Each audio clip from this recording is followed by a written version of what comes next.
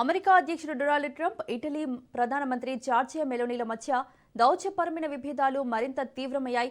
తుర్కీ రాజధాని అంకారాలో జరుగుతున్న నాటో శిఖరాగ్ర సదస్సు సందర్భంగా మీడియాతో మాట్లాడిన ట్రంప్, ఇటలీ ప్రధాని మెలోనీ గురించి విలేకరులు అడిగిన ప్రశ్నకు ఆసక్తికర సమాధానమిచ్చారు. జార్జియా మెలోనీ మంచి వ్యక్తి అని, ఆమె అంటే తనకు అభిమానమని చెబుతూనే ఇరాన్ విషయంలో అమెరికాకు సాయం చేసేందుకు నిరాకరించారని విమర్శించారు. ఈ నిర్ణయం కారణంగానే ఇరు దేశాల మధ్య సంబంధాలు కొంతమేర దెబ్బతిన్నాయని ఆయన బహిరంగంగానే వ్యాఖ్యానించారు.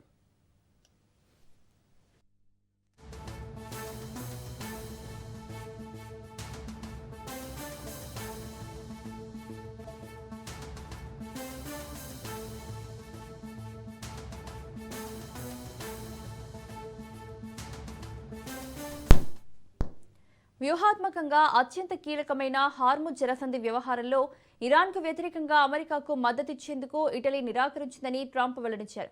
అయినప్పటికీ తాము మెలోనీపై ఎటువంటి ఒత్తిడి తీసుకురాలేదని స్పష్టం చేశారు. అయితే ఇటలీ తీసుకున్న ఈ నిర్ణయం ఒక పెద్ద తప్పిదమని ఆయన అభిప్రాయపడ్డారు. అమెరికాకు సొంతంగా సరిపడా ఇంధన వనరులు ఉన్నందున తాము హార్ముజ్పై ఆధారపడడం లేదని, కేవలం దానిని వ్యూహాత్మకంగా ముఖ్యమైన ప్రాంతంగా మాత్రమే చూస్తున్నామని ట్రంప్ పేర్కొన్నారు. ఈ సంక్షోభ సమయంలో ఇటలీ తమకు అండగా నిలవనందువల్లే తాను కొంత అసంతృప్తికి గురయ్యానని ఆయన ఒప్పుకున్నారు.